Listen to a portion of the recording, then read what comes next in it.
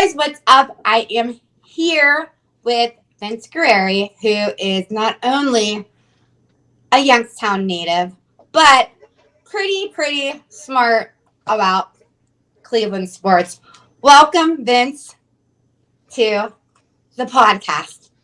Thanks for having me. Oh, absolutely.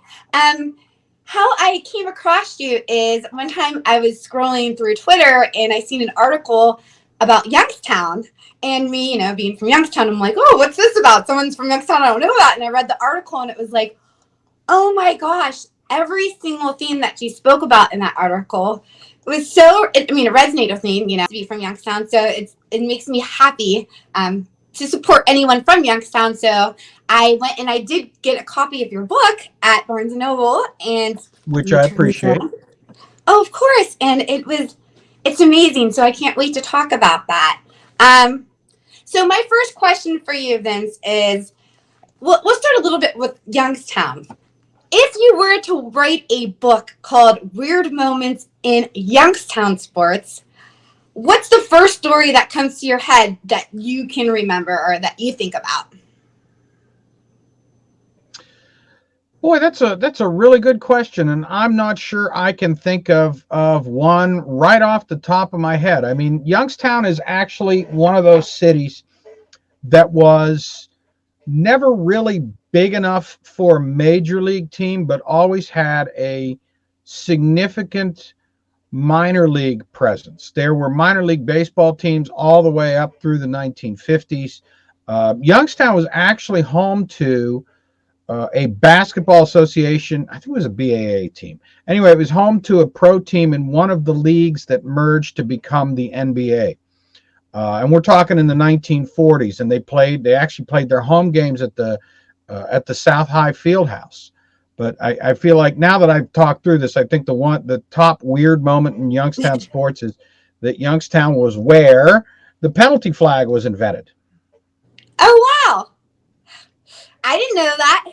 Yep. Apparently they used to do, whistles or things like that, or horns, but people would bring their own just to kind of mess with the referees. And finally, Dyke Beatty, who is the namesake of the field at Stambaugh Stadium, got his wife to make a flag, and she sewed together a little flag and had some curtain weights in it and weighted it down, and they got the referees to use it. And within a year it was in the Big Ten, and then all of a sudden it was everywhere. I think they still have one on display, one of the original ones on display at Beagley. Wow, that's interesting. And that was at Rayen Stadium, which of course is now back in use again. Let's go ahead and dig right into the book. So there was a lot of things that I didn't even remember, a lot of things I didn't even know about, and some things that I heard about but never took the time to really care about. So one of the stories that I'm absolutely obsessed with, let's talk about this. It was June 4th, 1974. You know where we're at, right? I do.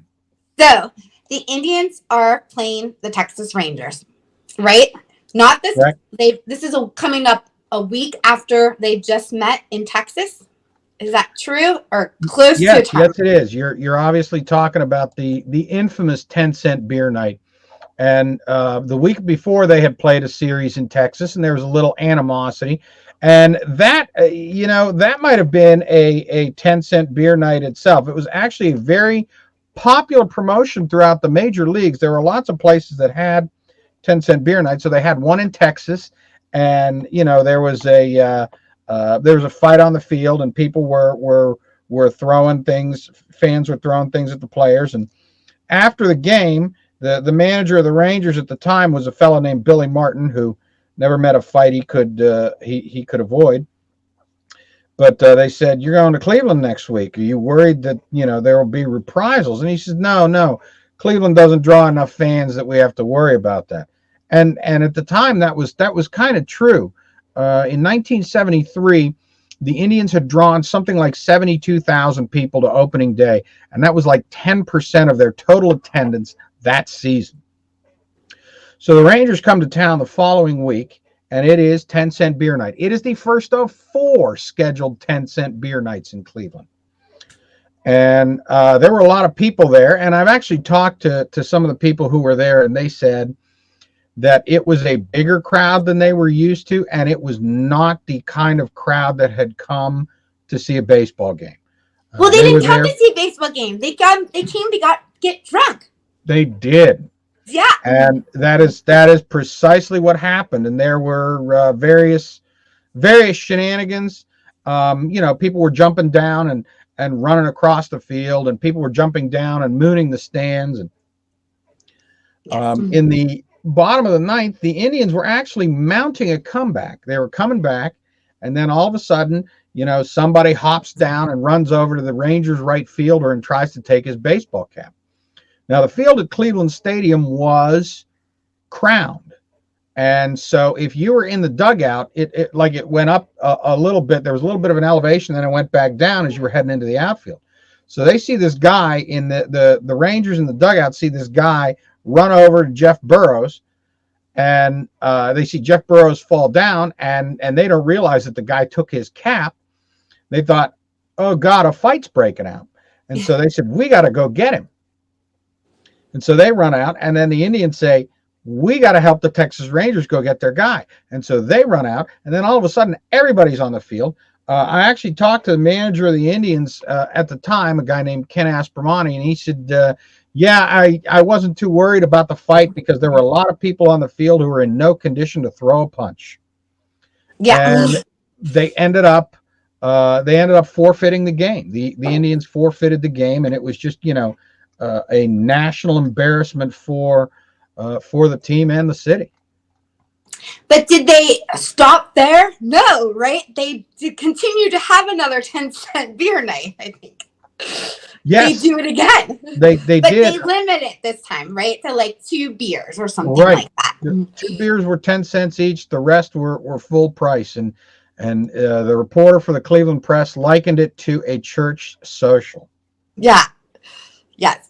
I just find that crazy.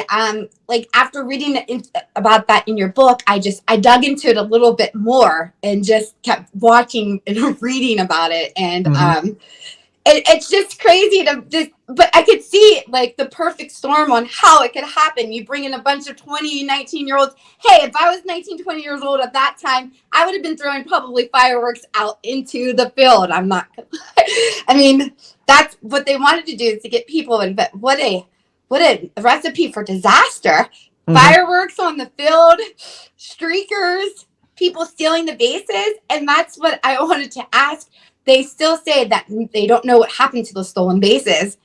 What do you think happened to those stolen bases? Do you think someone still has those, or? I feel I'm of two minds of this. I feel like that it was long enough ago that eventually, somebody who might have had it might have moved, or, their parents threw it out along with their baseball card collection. But on the other hand, I feel like that's one of those things that, somebody would hang on to and say, I got this on 10-cent beer night. Right. Boy, I would love to see if someone had those. I bet you they'd be worth something right now. Well, it's entirely possible that they're out there somewhere. There was if you've ever seen that clip of Willie Mays making that over-the-shoulder basket catch against the Indians in the World Series in '54, you can see a monument out in center field at the Polo Grounds, and that was a monument to Eddie Grant, who played for the Giants, among other teams. He actually broke in with, they weren't even the Indians at that point. They were still the Naps. And he ended up going to war in World War I, and he died in the Argonne Forest in combat. So they put up this monument, and the Giants leave New York for San Francisco, and the monument is just kind of lost to history. And allegedly, and this is one of those stories that may be more legend than truth, the monument was eventually found, the plaque was found in somebody's attic in New Jersey. So, I mean, there are plenty of these things that are probably out there that, we may not know are out there. Even the people who have them may not realize their significance. Pretty interesting. And like, how how is it doing research like on a book like that? Like, how long does it take you to do that much research, or do you enjoy that? Actually, yes, reading old newspapers is my idea of a good time. Mm-hmm. And it was one of those things, the book spans a lot. And, some of it is events that we can remember. There's a lot of stuff that's happened in the last 20 years. The Browns, in particular, have been the gift that keeps on giving for a book like this. And, there are a lot of things that happened when I was younger. Like I can remember those terrible Indians teams of the 1980s. And, there are some things that I knew the broad strokes of, but I didn't really realize until I got a little deeper into it. There's some things that I had done research for previously. The stories that came out of the Cavs' early years, some of them had their roots in a piece I did for Ohio Magazine on the first year of the Cavs. And it was, that was the gang that couldn't shoot straight. It was a terrible team. It was an expansion team. And, the one thing that everybody told me is they said, we were in the NBA. I felt really close to everybody who went through that with me. And I played on an NBA team. So it was great. I wrote about the Stratomatic All-Star game in 1981 for Deadspin. I've written about a couple other topics. And so some of the research was already there. Mm-hmm. Awesome. So you touched a little bit on the Browns, and I like that you wrote something. Actually, it was something like, if we can't laugh about it, then I don't remember the exact quote, but I wrote it down because it's absolutely true. At some point, you have to be able to laugh, because if not, then what are you going to do? You really do. And that's, I told somebody, actually I probably told a lot of people that I kind of watched the Browns just out of morbid curiosity at this point. It's one of those instances where I know things are going to be a disaster, but I am not creative to come up with how they're actually going to be a disaster. Like I remember when they fired Hugh Jackson and fired Todd Haley, they said Freddie Kitchens is going to be the offensive coordinator, and he's never, ever, ever called plays. And I'm going, well, that's great. This is going to be a disaster. And as it turns out, it was just not in the way I thought it would be. Yeah, right. It's funny. You can never predict how anything's going to end up when it comes to the Browns. And one person I want to talk about that is very polarizing is Johnny Football Manziel. Why do you think he's so polarizing to people? Well, I'll tell you what. I said the night he got drafted, I said, this makes the Browns more interesting. I don't think it makes them better. He was one of those guys who was if you've talked to anybody who's ever played in the NFL, to a man, everybody I've ever talked to, when you ask them what the biggest difference is between the college game and the pro game, they say the pro game is so much faster. And Johnny Manziel was able to do what he did at Texas A&M because he was good at improvisation. And unfortunately, that only gets you so far, especially when you are what is basically of average size. Because I want to say he came in at about a hair under 6 foot. Yes. When they measured him at the combine. So, I feel like this was one of those things where there were a lot of people who absolutely knew from the outset that this was going to be a disaster. But I feel like there were a lot of people who either believed that it wouldn't be or wanted to believe that it wouldn't be. And, he was one of those guys that inspired very strong feelings even when he was in college. Right. And he was also one of those guys who exhibited bad behavior even when he was in college and before that. Yeah. Like the flags were there. The red flags were there. They really were. There were definite, ideas, but it is a very fine line between youthful errors in judgment and legitimate personal substance abuse problems. Right. And I feel like there were a lot of people who again, who believed or wanted to believe that Johnny Manziel fell into that first category. Right. I mean, even himself said that he'd rather play than work. He admitted to that.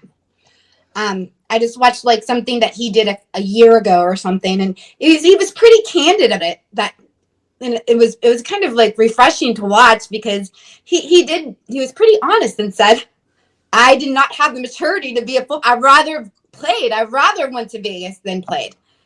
Which it's No, kind of and that's, and unfortunately, this happened when he got, um, he achieved some success. I mean, he was at the time, I believe, the youngest player ever to win the Heisman Trophy. And, it's very easy for things like that to go to your head. right. And that's what he said. He said he wasn't famous, and then he had the one game. He said he went on the bus. He wasn't famous. He left, and he was hanging out with LeBron James and Justin Bieber. Alabama. Yeah, yeah. And I could see that because not everybody's made for these type of businesses, and you could see that not only in football or in any type of in athletes and musicians. Some people just have problems that when it just makes it worse and escalates when they get the fame and things like that. A lot of people compare Johnny Manziel to Baker Mayfield. I don't I see some comparisons, but I don't think a lot. I mean, I don't think they're a lot alike. What about you? Do you see a lot of similarities between those two?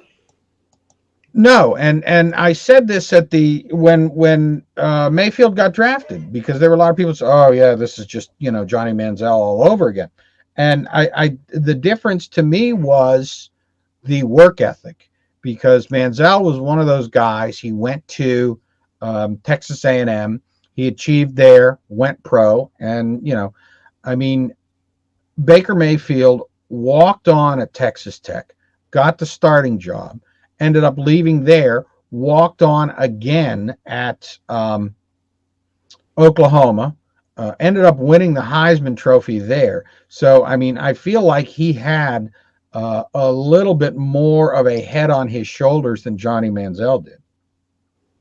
I absolutely agree with you. I think maybe he just like even in Baker Mayfield's stories where he had the college stories. They're just compared. They're not compared to Johnny Manziel's stories. They're different. Baker Mayfield's stories reminds me of my stories when I don't know Johnny Manziel's. There's a little bit more darkness there, and Yes. I think so. Well, thank you so much.